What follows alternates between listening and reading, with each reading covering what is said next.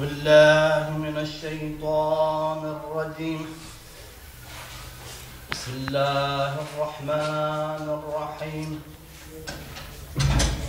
الحمد لله الذي هدانا لهذا وما كنا لنهتدي لولا أن هدانا الله لقد جاء رسل ربنا بالحق. الصلاة والسلام على أشرف الأنبياء والمرسلين سيدنا وسيد الثقلين جد الحسن والحسين أبي القاسم محمد وأهل بيته الطيبين الطاهرين ولعنة الله على أعدائهم من الآن إلى قيام يوم الدين. أما بعد فقد قال الله تبارك وتعالى في محكم كتابه الكريم وأصدق الحق. بسم الله الرحمن الرحيم. يا أيها الذين آمنوا توبوا إلى الله توبة نصوحا. الصلوات. اللهم صل على محمد وعلى محمد. اعزائي محترم سامعین کرام، میری گفتگو توبے کے موضوع پر ہے اور میں اپنے آرائش کو چند دقیقوں میں اختتام کروں گا. مجھے امید ہے ارباب علم و ادب کا مجموعہ ہے اور اس مجموعے سے یہ میں فائدہ اٹھاؤں گا کہ اگر مجھ میں کوئی کوتاہی کلامی لحاظ سے یا گفتگو کے لحاظ سے ہوتی ہے تو میری رہنمائی آپ فرمائیں گے انشاءاللہ. انشاءاللہ یہ ایام عزا کا جو سلسلہ ہے 1433 سال گزر چکے ہیں اور یہ 1433 سال سے قبل کب یہ واقعہ رونما ہوا تھا؟ سن 61 ہجری اور سن 61 ہجری سے آج 1433 ہجری محرم الحرام حساب کیا جائے تو 1372 سال گزر جاتے ہیں. ان 1372 سالوں کے اندر کربلا والوں کا ذکر اس طرح زندہ ہے جیسا کہ کل یہ واقع ہوا ہے. یہ سید الشہداء کے لیے ایک ہی کلمہ کافی ہے کہ حسین زندہ ہے یزید مردہ ہے. اس لیے کہ حسین زندہ باد یزید مردہ باد کا نعرہ ہم لگاتے ہیں. اس کا معلوم اور اس کا پتہ آج ملتا ہے کہ حسین زندہ ہے آج بھی اور یزید مردہ ہے. کل بھی وہ مردہ تھا اور آج بھی مردہ ہے اور ہمیشہ کے لیے مردہ رہے گا. اس لیے کہ میں اپنے گفتگو کی طرف آنے کے لیے ایام عزا جب شروع ہوتے ہیں تو کسی کے چہرے پہ اسلام بھی نہ ہو وہ یہ کہتا ہے کہ مسلمانوں کو پیغام سب سے پہلے ایام محرم میں آپ اپنے ملک کے اندر بھی دیکھ سکتے ہیں، دنیا کے اور جگہوں میں بھی دیکھ سکتے ہیں کہ یہ کہتے ہوئے نظر آتے ہیں کہ حسین زندہ ہے اور حسین اپنے مشن میں کامیاب ہو گئے، یزید اپنے مشن میں ناکام ہو گئے.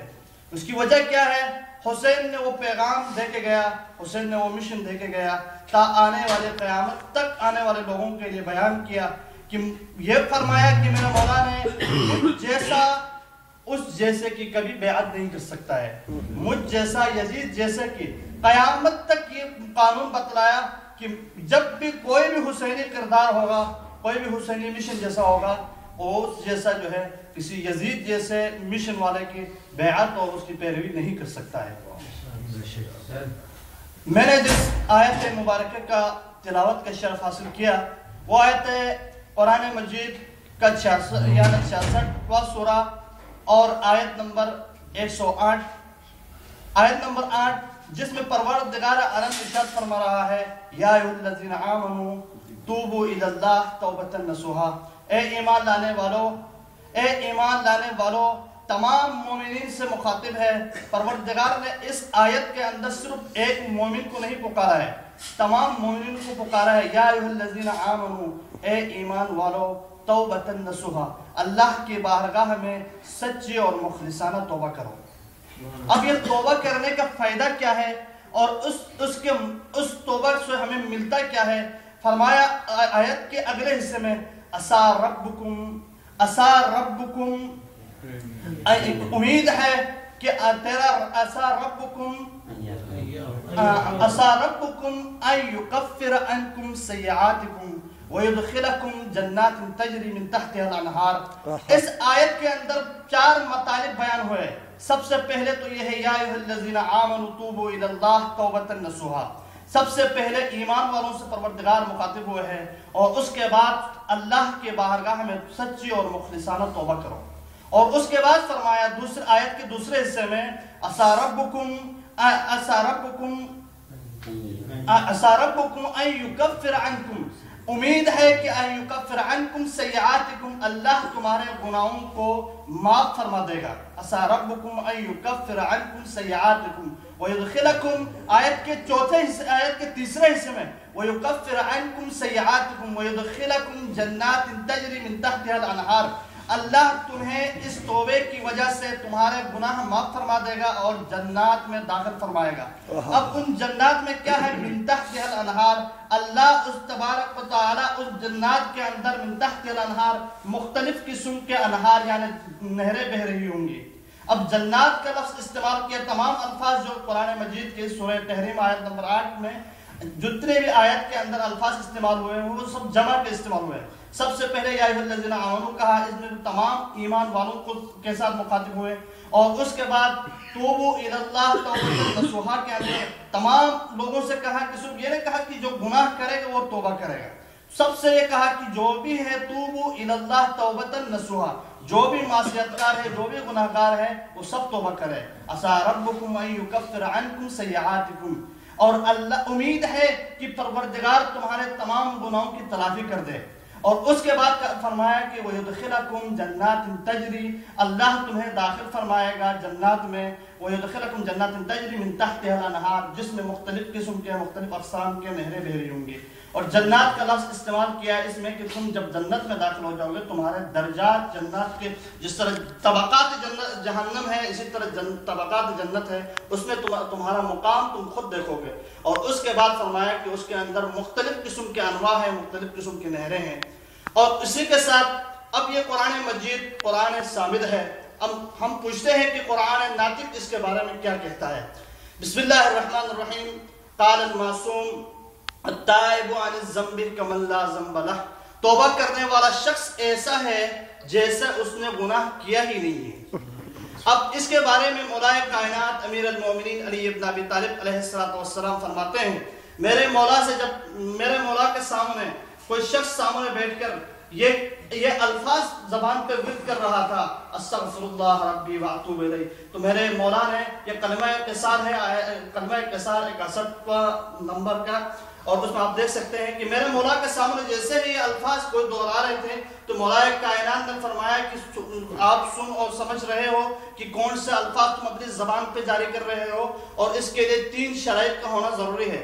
تو جو شخص سامنے بیٹھا ہوا تو اس نے کہا مولا وہ شرائط کیا ہے بیان کیجئے، تو میرے مولا نے فرمایا سب سے پہلے جب استغفار تم اپنی زبان پر کرتے ہو تو یاد رکھو کہ ماضی پر شرمندگی کا اظہار بھی ہونا چاہیے، اور اس کے بعد فرمایا کہ دوسری مرتبہ یہ ہے کہ تم آنے والے زمانے میں یا آنے والے وقت میں تم اس گناہ کو نہ کرنے کا ارادہ بھی ہو، اور تیسرا لفظ فرمایا میرے مولا نے کہا ماضی پر شرمندگی، آنے والے وقت پر جو ہے نا تم یہ عزم کرو کہ میں آئندہ اس گناہ کو انجام نہیں دوں گا، اور اس کے بعد تیسرا جو لفظ فرمایا کہا کہ جو بھی ان گناہوں کے ذریعے سے واجبات چھوڑ گئے ہیں، جو بھی تم سے حق اللہ چھوڑ گئے ہیں، ان سب کو انجام دینے کا پختہ ارادہ بھی ہو، تب تمہارے استغفار کی ایک اثر بھی ہے، اور اس اثر کے اندر یہ پروردگار نے خصوصیت رکھا ہے کہ تمہارے تمام گناہ ایسے معاف ہو جائیں گے جیسے کہ تم نے گناہ کیا نہیں ہے۔ التائب عن الذنب کمن لا ذنب لہ، جس ایسا ہے جیسا تم نے گناہ کیا ہی نہیں ہے۔ اور ہمیں قرآن مجید، قرآن صامت اور قرآن ناطق کے ان الفاظ سے یہ سمجھ میں آتا ہے کہ خدا کے بارگاہ میں سچی اور مخلصانہ توبہ سے انسان کے تمام گناہ اس طرح معاف ہو جاتے ہیں، ماضی پر شرمندگی، آنے والے وقت میں اس کا پختہ ارادہ ہو کہ گناہ نہ کرنے کا، اور جس قسم کا بھی گناہ ہو، اور ایسا ہے گناہ جیسا گناہ کیا ہی نہیں ہے، استغفار پڑھنے کا یہ فلسفہ قرآن مجید اور احادیث نبویہ سے ملتے ہیں۔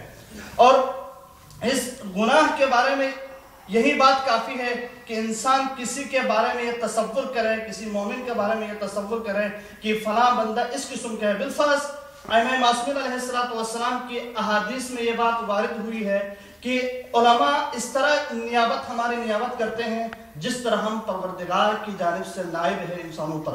ائمہ سے یہ روایت وارد ہوئی ہے کہ جس طرح انسانوں پر علماء حجت ہے اور اسی طرح ہم خدا کی طرف سے حجت ہے. جو ان علماء کی توہین یا علماء کو نہیں مانتے ہیں ایسا ہے جیسے ہمیں نہیں مانا ہے. اب یہ بھی ایک گناہ ہے کہ وقت کا مرجع یا وقت کے ایک مرجع کے خلاف غلط قسم کے جو ہے ہم سوچ کر کے اس کے خلاف کوئی شریعت دیتا ہے تو اس کی تعریف کریں, کوئی شریعت نہیں دیتا ہے تو اس کی تعریف نہ کریں. اگر اس قسم کے الفاظ ہم اپنے ذہنوں پر یا اپنی زبان پر جاری کرتے ہیں تو یہ بھی گناہ ہے. ایسا ہے جیسے ہم وقت کے امام کے بارے میں شک کر رہے ہیں. اس لیے کہ اس عزم اور پختے کے ساتھ ہم ماضی پر شرمندگی اور آنے والے زمانے پر اس بات کا عزم کریں کہ آئندہ ہم اس قسم کا گناہ کو اپنی زبان سے جاری نہیں کریں گے. لیکن مولا حسین علیہ السلام کے سامنے ایک شخص آیا اور آنے کے بعد کیا میرے مولا کے سامنے فرمایا, کہا مولا میں کوئی بھی گناہ کرتا ہوں, کسی قسم کا گناہ کرتا ہوں, پختہ ارادہ بھی کرتا ہوں, استغفار بھی پڑھتا ہوں, پھر بھی مجھ سے وہ گناہ سرزد ہو جاتا ہے. میرے مولا نے 5 چیزیں اس کو بتلایا, کہا یہ 5 چیزیں انجام دو اور اس کے بعد تم جتنا چاہے گناہ کرنا چاہو تم کر سکتے ہو. تو میرے مولا امام حسین علیہ السلام نے کیا ارشاد فرمایا؟ امام علیہ السلام کے سامنے ایک شخص آیا, بحار الانوار جلد نمبر 88 اور صفحہ نمبر 126. جاء رجل الى سید الشہداء الامام الحسین علیہ السلام وقال انا رجل عاصم. امام علیہ السلام کے پاس ایک شخص آیا اور آ کے فرمایا کہ میں ایک گناہگار شخص ہوں. فرمایا ولا اصبر عن المعصیتی, مجھے اپنے گناہوں پر میں جو گناہ کرتا ہوں اس پر مجھے صبر نہیں ہوتا ہے, پھر استغفار پڑھنے کے بعد پھر مجھ سے یہ گناہ سرزد ہوتا ہے. مولا کہتا ہے مولا میری لیے نصیحت فرمایا فاذنی موعظۃ, فقال علیہ السلام میرے لیے کوئی واعظ و نصیحت فرمایا. امام علیہ السلام نے فرمایا افعل 5 اشیاء واذنب ما شئت, اور 5 چیزوں کو انجام دے دو اور اس کے بعد جو چاہے گناہ کر سکتے ہو. اور فرمایا ان میں سے سب سے اول ذالک لا تأکل رزق اللہ, سب سے پہلے فرمایا کہ اللہ کے بارگاہ میں تم رزق نہیں کھاؤ, اللہ جو رزق تمہیں عطا کر دیتا ہے اس رزق کو نہیں کھاؤ. اور اس کے بعد فرمایا وَأَذْنِبْ مَا شِئْتَ, جو چاہے گناہ کر سکتے ہو. اور اس کے بعد دوسرا فرمایا کہ وَالثَّانِي اُخْرُجْ مِنْ وِلَایَةِ اللَّهِ, اللہ کی ولایت سے نکل جاؤ. وَأَذْنِبْ مَا شِئْتَ, اللہ کی حکومت اور اللہ کی سلطنت سے نکل جاؤ اور جانے کے بعد تم جو چاہے گناہ کر سکتے ہو کر لو. مَا شِئْتَ, جو بھی چاہے گناہ کر سکتے ہو. اور اس کے بعد تیسرا کیا میرا مولا نے نصیحت فرمایا وَالثَّالِثُ اُطْلُبُوا موضعاً لا یراک اللہ, ایک ایسا جگہ کو طلب کرو گناہ کرنے کے لیے لا یراک اللہ, اللہ تمہیں نہیں دیکھ رہا ہو. اور جو چاہے وَأَذْنِبْ مَا شِئْتَ, جو چاہے تم گناہ کر سکتے ہو. اب چوتھا میرے مولا نے فرمایا وَالرَّابِعُ اِذَا جَاءَكَ مَلَكُ الْمَوْتِ لِيَقْبِضْ رُوحَكَ فَادْفَعْ عَنْ نَفْسِكَ وَأَذْنِبْ مَا شِئْتَ. فرمایا کہ جب ملک الموت تمہارے پاس آئے تو اس وقت ملک الموت تمہارا روح قبض کرنے کے لیے آئے تو اس کو اپنی روح قبض کرنے کا اختیار نہیں دے دو اور اس کے بعد جو چاہے گناہ کر سکتے ہو. اس کے بعد 5واں لفظ فرمایا الخامس اذا ادخلك مالك في النار فلا تدخل في النار واذنب ما شئت, جب پروردگار تمہیں جہنم میں داخل دے گا تو اس وقت اس کے داخل نہیں ہو جو جہنم میں اور تم جو چاہے گناہ کر سکتے ہو. تو اب گھٹنے ٹیک کر اس حدیث کے بعد مولا حسین کے سامنے وہ شخص کہتا ہے کہ گھٹنے ٹیک کے کہتا ہے کہ یہ 5 چیزوں کے علاوہ اس دنیا میں رہنے کا کوئی جگہ ہے نہیں, اگر میں کھاؤں گا نہیں تو زندہ کیسے رہوں گا. اگر کہا کہ میں اور اس کے بعد جو دوسرا لفظ کہا خدا کی ولایت سے میں نکل جاؤں, اور تو کون سی جگہ ہے جو خدا کی ولایت حاصل نہ ہو اور خدا کی حکومت نہ ہو. اور تیسرا لفظ فرمایا کہ اگر ملک الموت روح قبض کرنے کے لیے آئے اور تو پیغمبروں اور انبیاؤں کا انہوں نے روح قبض کیا ہے تو مجھ جیسے انسان کی کیا اوقات ہے. جب میرے گناہوں کی وجہ سے مجھے جہنم میں دھکیل دیا جائے گا تو میں کیسے بچ سکتا ہوں. کہا یہ 5 چیزیں اگر آپ کا انجام نہیں دے سکتے ہو تو گناہ کا تصور ہی کیوں کرتے ہو. یہ ہے پروردگار عالم کے وہ محبوب نبی کا نواسا جنہوں نے اپنے ایک پوچھنے والے، ایک موعظہ طلب کرنے والے ایک صحابی کے لیے یہ ایک بہت بڑی نصیحت کیا. اور آخر میں ایک فقہی مسئلہ بیان کر کے آپ کے ذہنوں کو انشاءاللہ میں کنٹرول کروں گا. وہ یہ ہے کہ جب کوئی انسان پر ہم سلام کرتے ہیں تو مراجع کا یہ متفقہ فتویٰ ہے کہ سلام ایک مستحب عمل ہے اور اس کا جواب دینا واجب ہے. اب سلام ایک مستحب عمل ہے، اس کا جواب دینا واجب ہے. مولا حسین سے پوچھا گیا کہ سلام کرنے والے کے لیے کیا ثواب ہے اور جواب دینے والے کے لیے کیا ثواب ہے، اور یہ بہار الانوار کی روایت ہے. مولا سے پوچھا گیا کہ سلام کرنے والے کے لیے کیا ثواب ہے، جواب دینے والے کے لیے کیا ثواب ہے. مراجع کا تو فتویٰ یہ ہے کہ سلام کرنے والے کے لیے سلام کرنا مستحب عمل ہے، جواب دینا واجب ہے. اب فرماتے ہیں للسلامی 70 حسنہ، فرمایا جو شخص سلام کرتا ہے اس کے لیے 70 گنا ثواب ہے، یعنی 70 جو ہے نا اس کے لیے اچھائیاں ہیں اور نیکیاں ہیں. فرمایا 99 للمقتدی، جو شخص پہلی مرتبہ سلام کرتا ہے، جس کو کسی کو سلام کرتا ہے تو اس کو 69 درجہ اس کو نیکی کا ثواب مل جاتا ہے. اور جو شخص واحدۃ للراد، اور جو شخص سلام کا جواب دیتا ہے اس کو 1 ثواب ملتا ہے. اور سلام کرنے کے لیے پہل کرنے والے کو کتنا 69 ثواب مل جاتا ہے. یہ امام حسین علیہ السلام سے پوچھے گئے سوالات اور پوچھے گئے جوابات کا میں نے ایک خلاصہ آپ کے سامنے بیان کیا. کربلا در حقیقت ایک ایسا آئینہ اور ایک ایسا معرکہ ہے جو حق اور باطل کے درمیان فیصلہ کرنے کا. دراصل کربلا ایک ایسا وطن ہے، کربلا ایک ایسا جگہ ہے جس کے لیے جہالت سے علم کی طرف آنے کا، موت فنا سے بقا کی طرف آنے کا، اور فقیری سے گناہ کی طرف آنے کا راستہ ہے. یہ کربلا ایک ایسا دارسگاہ ہے جس میں اندھیرے سے روشنی کی طرف آنے کا. اس میں ایک ہمیں نصیحت ملتا ہے کہ کربلا کیا ہے.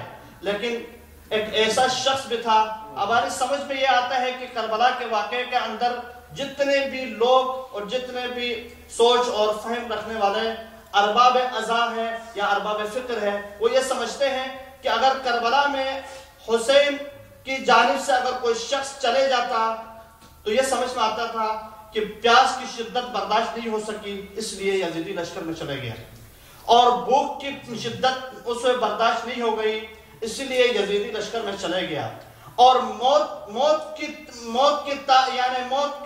سے ڈر کر یزیدی لشکر میں چلے گیا، اور سکون و اطمینان نہیں تھا حسینی لشکر میں، اس لیے یزیدی لشکر میں چلے گیا. یہ سمجھ میں آ سکتا تھا کہ اگر حسین کے لشکر سے کوئی چلے جاتا ادھر تو یہ سمجھ میں آ سکتا تھا، لیکن یہ سمجھ میں نہیں آتا ہے کہ حسینی لشکر سے کوئی شخص ایسا، یعنی حسینی لشکر کی طرف یزیدی لشکر سے آئے کوئی شخص، حالانکہ موت کو یعنی اطمینان کو چھوڑ کر موت کی طرف آ رہا ہے، پیاس کو چھوڑ کر اور یعنی پانی کو چھوڑ کر پیاس کی طرف آ رہا ہے، اور غذا کو چھوڑ کر بھوک کی طرف آ رہا ہے.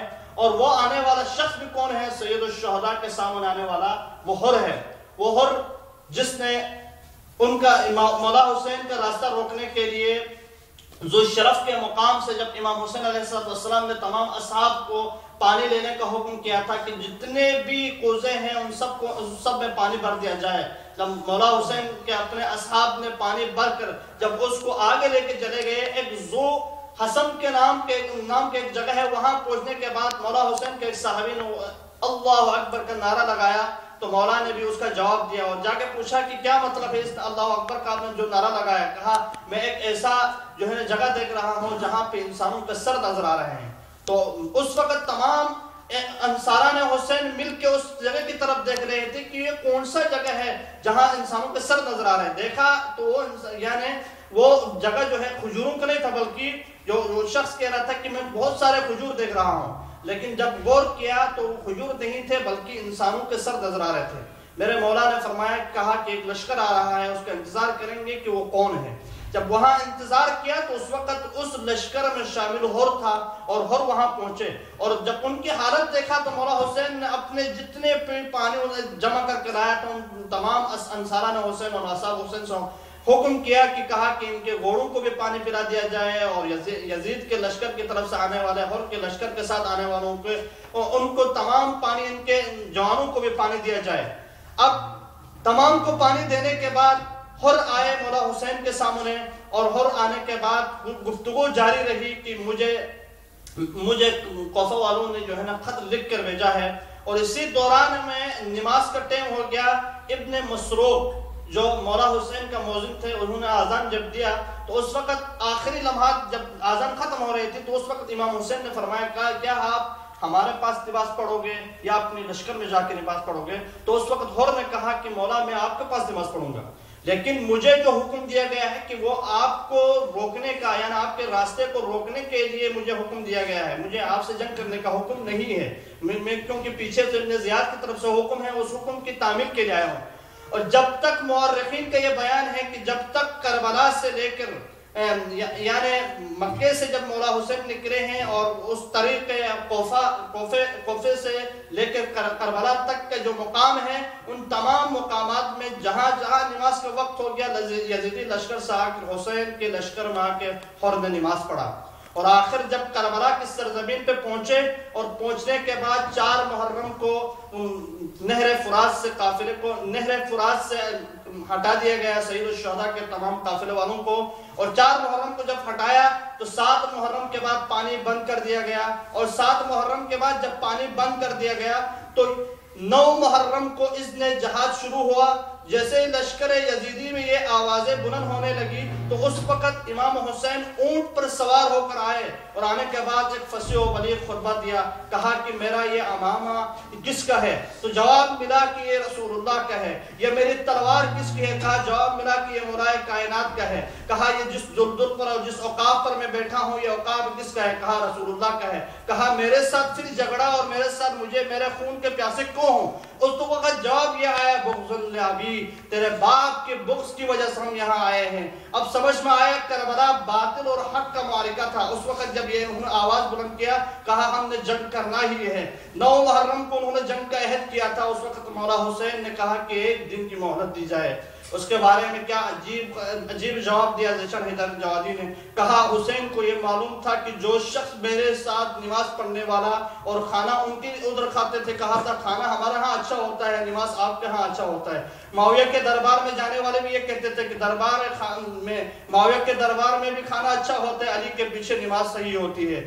یہی کہنے والا حضرت ہور یہ کہتا ہے کہ ایک مرتبہ ابن سعد کے پاس چلے گئے اور کہا کیا حسین کے ساتھ صلح صفائی کا کوئی کام نہیں ہو سکتا ہے؟ اس وقت کہا صلح صفائی کا کوئی کام نہیں ہو سکتا ہے. کہا اس کے لیے کوئی تخفیف نہیں ہو سکتی ہے کہ معاف کر دیا جائے؟ کہا نہیں ہو سکتا ہے. کہا مجھے حکم ہے، عمر سعد کہتا ہے کہ مجھے حکم ہے کہ اگر میرا ہاتھ بھی کٹ جائے، قلم ہو جائے تو میں جنگ کر کے اور لڑائی کر کے ہی رہوں گا. 1 دن کی اجازت ملی، لیکن ہور کے اندر اضطراب پیدا ہو گیا اور ہور نے یہ عہد کیا کہ مولا حسین کو اس مقام تک لانے والا شخص میں ہی ہوں. اور عجیب مرحلہ تھا کہ ہور کبھی آگے چلے جاتے ہیں، کبھی پیچھے چلے جاتے ہیں. آخر میں ہور نے کہا کیا نواسے رسول جس کا ہم کلمہ پڑھتے ہیں، جس کے نانا کا ہم کلمہ پڑھتے ہیں، کیا اس کو اس سرزمین پر شہید کریں گے؟ تو اس وقت جواب سننا تھا عمر سعد کا. کہا ہم ان کو شہید کر کے ہی رہیں گے. جیسے جواب سننا تھا ہور کے اندر ایک اضطراب پیدا ہو گیا اور ہور کبھی اپنے خیمے میں چلے جاتے ہیں، کبھی خیمے کے پیچھے چلے جاتے ہیں. مہاجر بن سعد کا جواب ہے کہ وہ ہور کا بہت قریبی ساتھی تھا. وہ کہتا ہے کہ کبھی راہ کی تاریخی میں نکل کے چلے جاتے ہیں. وہ پیچھے پیچھے جا کے پوچھتے ہیں کیا کیوں چلے جاتے ہو اتنے رات کے اندھیرے میں؟ کہا تمہیں نہیں معلوم خیام حسینی سے رونے کی آوازیں اور دعاؤں کی آوازیں بلند ہو رہی ہے. ہم یہاں نیند اور اطمینان کی چین کی نیند سو جائیں. ہمیں یہ برداشت نہیں ہے کہ حسینی ایسے آرام کی نیند سو جائیں، حسینی ایسے بے چینی کی نیند سو جائیں، ہم آرام کی نیند سو جائیں. ایک مرتبہ مہاجر بن سعد سے کہا اے مہاجر بن سعد، میرے بیٹے اور میرے غلام سے کہہ دینا میں تو اس لشکر کو چھوڑ کے جا رہا ہوں. ایسا نہ ہو کہ بقا اور وہاں پہ بقا ہے، یہاں پہ جہالت ہے، اس لیے کہ میں اس فنا سے بقا کی جانب جا رہا ہوں. اپنے گھوڑے کو طلب کیا. غلام، اور روایت میں ہے مورخین کا بیان ہے کہ غلام اور اس کا غلام اور اس کا بیٹا ساتھ چلے گئے. جیسے ہی حسینی قافلے کے قریب پہنچے ہیں تو آنکھوں پہ پٹیاں باندھا ہے, اپنے ہاتھوں کو باندھ کر مولا حسین کی طرف بڑھ رہے ہیں, اس لیے کہ میں وہ قیدی اور میں وہ معصیتکار ہوں جو اس سرزمین کربلا پہ پہنچانے کا سبب بنا ہوں. ایک مرتبہ جیسے آگے بڑھنا تھا, حضرت عباس کو حکم دیا. مولا حسین نے کہا جاؤ آنے والا مہمان کا احترام کرو, جاؤ آنے والا مہمان کا استقبال کرو. جیسے ہی مولا عباس وغیرہ آگے بڑھے تو ان کا احترام کیا گیا. جیسے احترام کرنا تھا تو آگے سحور یہ کہتا ہے کہا مولا حسین میرے لیے کوئی سبیل فراہم ہو سکتی ہے جو معافی کی ہو. کہا آپ کے لیے بخشش ہے, اے حر تو کامیاب ہے, تیری ماں نے تیرا نام حر رکھا ہے. ایک مرتبہ بخشش کی یہ صدا بلند ہوئی. کہا مجھے کیسے معلوم ہوگا کہ آپ میری بخشش فرمائیں گے؟ آپ ابن کریم کے قریب ابن کریم کے بیٹے ہیں, میرے گناہ معاف فرما دیں گے. جیسے یہ الفاظ جاری کیا کہا آپ کی وقت شہادت میں آپ کے سرانے پر آؤں گا اور آپ کی وقت شہادت جو سر پر تیرے زخم لگ جائے گا اس سر پر میں اپنی ماں فاطمہ الزہرا کی رومال باندھوں گا. حسین نے جب یہ باتیں کیا تو اب یقین آیا ہر کو, ہاں اپنی ماں کی عظمت اتنی بلند ہے کہ ماں کی رومال میرے سر پہ باندھے گا. آگے بڑھے, کہا مولا میں وہی معصیتکار ہوں, مجھے اجازت دو جنگ کے لیے.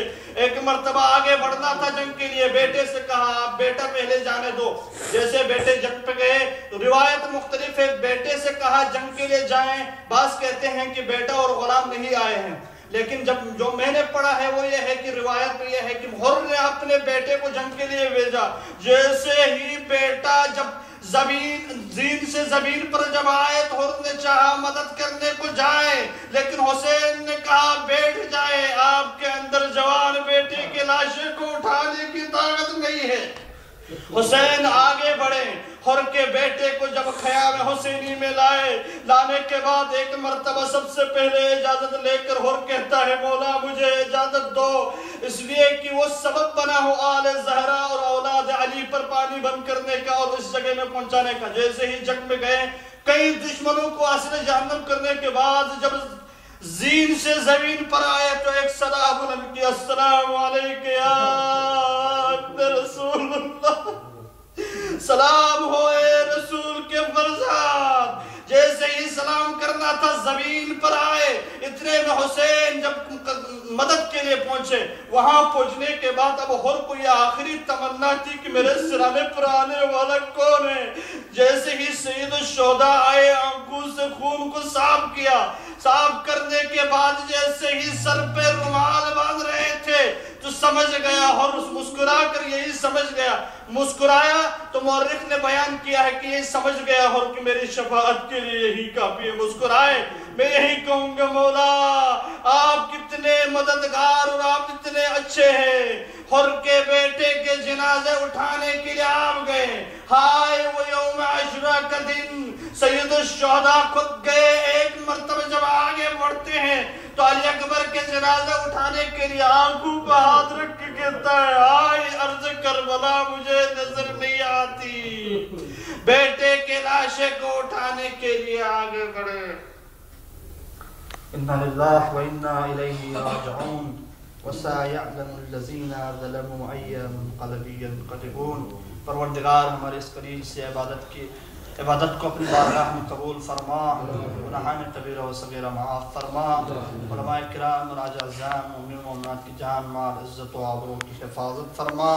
پروردگار تجھے عظمت اہل بیت علیہ السلام کا واسطہ جس مقصد کے لیے ہم سب یہاں آئے ہیں, پروردگار مقصد جائز میں کامیابی اور کامرانی عنایت فرما. پروردگار تبرک میں اور بالخصوص جو بھی انتظامیہ مدرسے کے ہیں اور تبرک میں شرکت کر رہے ہیں اور اپنے تبرک میں ہدیات جمع کیے ہیں, پروردگار سب کے شرعی دلی جائز مرادوں کو اپنے بارگاہ میں قبول فرما, گناہان کبیرہ و صغیرہ معاف فرما.